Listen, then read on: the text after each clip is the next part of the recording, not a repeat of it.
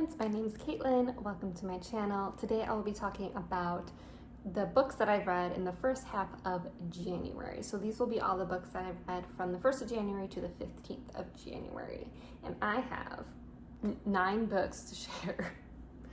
Y'all, 2021 has already been interesting and I like to escape through reading. I don't know about you, and I need a lot of escaping recently. So yeah, 9 books already.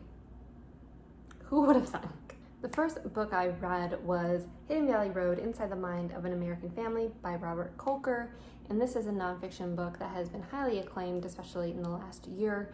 And this is a look at an entire family where the vast majority, 6 of them, were diagnosed with schizophrenia, and have kind of been an interesting look into schizophrenia and how it kind of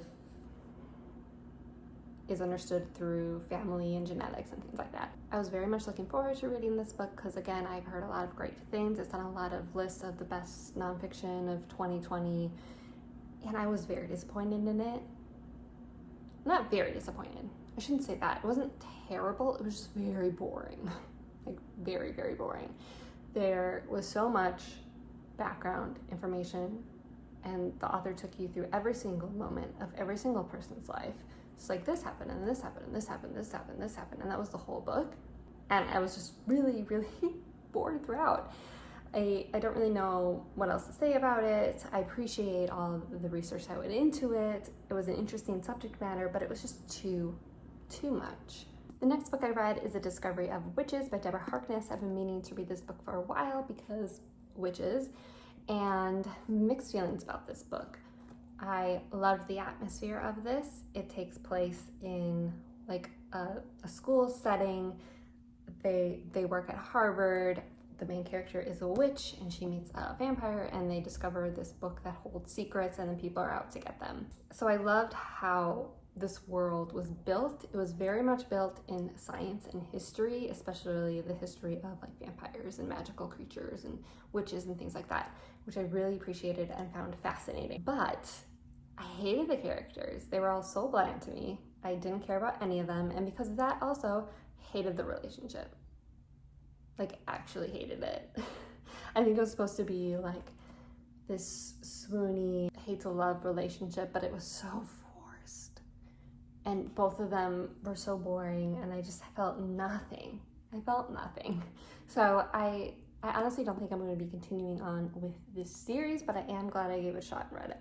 I then read The Wantad Killer by Ann Rule. Ann Rule, of course, is one of the most famous true crime authors out there, and this is her look at the Wantad Killer. As always, I really appreciate Ann's ability to write about every single aspect of the crimes, and looking into the history of the murderer, looking at their background, what could possibly lead them to do these things. That's what I find truly fascinating about true crime. But she also looks at the victims and their lives and how their lives were affected and their family lives were affected. And then also from a legal perspective, I think that's what was most interesting about this book, because he ended up pleading the insanity plea on a very weak basis.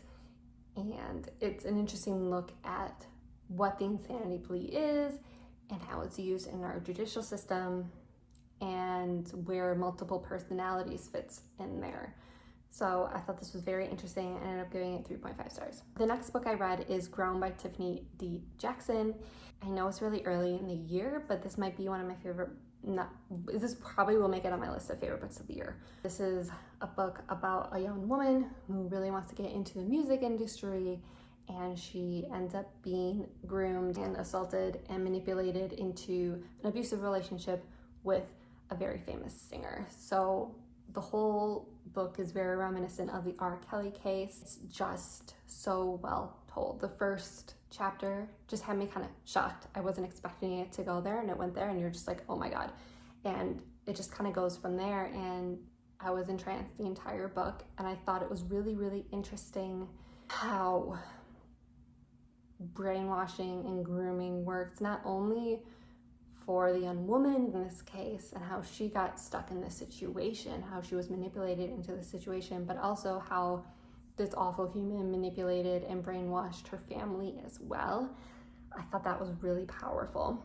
I also thought it was a very powerful look at trauma and how the brain can go into survival mode and start, you're in an abusive relationship, so your brain, in order to be able to handle it and to handle the life that you're currently living, makes up reasons for things that are happening, right?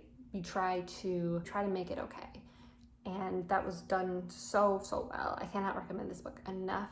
Obviously, there's a lot of trigger warnings in this book for abuse, so I think you do have to be in a good mindset for it. It is quite heavy, but I think it's so important. The next two books I'm going to kind of put together because they're very similar. It is Prison by Any Other Name by Maya Schenwar and The End of Policing by Alex S. Vitale. Both of these books look at the policing system and the prison system in the United States, talk about the reforms that are currently happening, and how they actually are doing more harm than good in our society, and then give actual real reforms that will make our country more equitable and more safe for everyone. I thought these both were great. I thought they talked about things that aren't often talked about. Very well done. I would highly recommend both of these.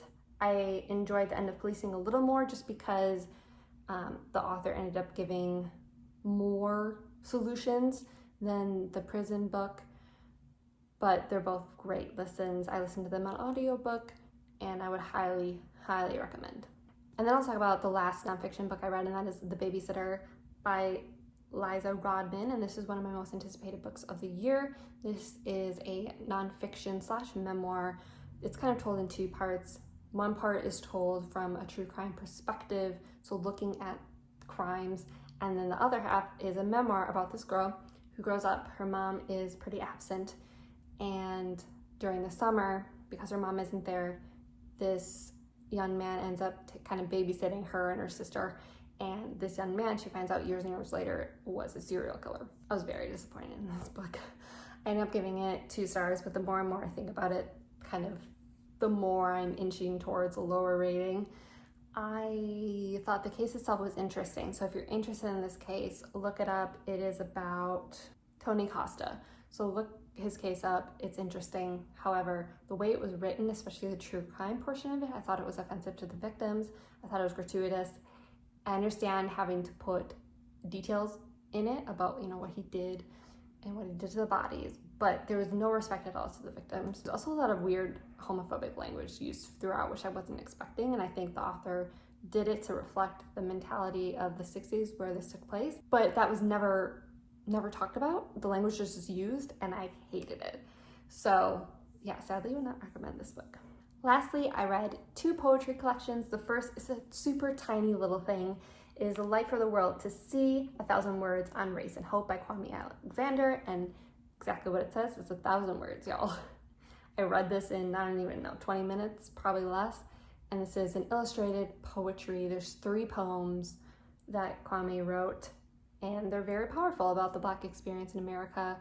He has a great use of being able to tell something in repetition and making it powerful, and it's just very simple. And so I appreciated that. I didn't end up reading this collection because I didn't think there just wasn't enough for me to be like, oh yeah, this was a blank read. I thought it was good. I think it would be a great book to have in classrooms. Pick it up if you have 20 extra minutes, which you do, so. And the final book I have to talk about is another poetry collection, Necessary Rebirths by Nicole M. Lawn. This started off pretty strong for me. I really loved the autobiographical portions of the beginning of this collection. I thought they were very interesting, very powerful. And then a lot of poems, especially towards the end, just ended up feeling filler to me. I didn't really understand why they were there, what points they were making. They were kind of broad and generic. So I really wish it would have dived more into the autobiographical portions of the poems that were told in the beginning. I wish it had carried through, and it didn't. So I ended up giving this 2 stars. So those were all the books that I've read so far in January. I've already read 1 more I just finished today, which I can't wait to tell you about, but I'll tell you about that in the next video. Let me know what you've read so far in 2021, and I'll see you again soon. Bye!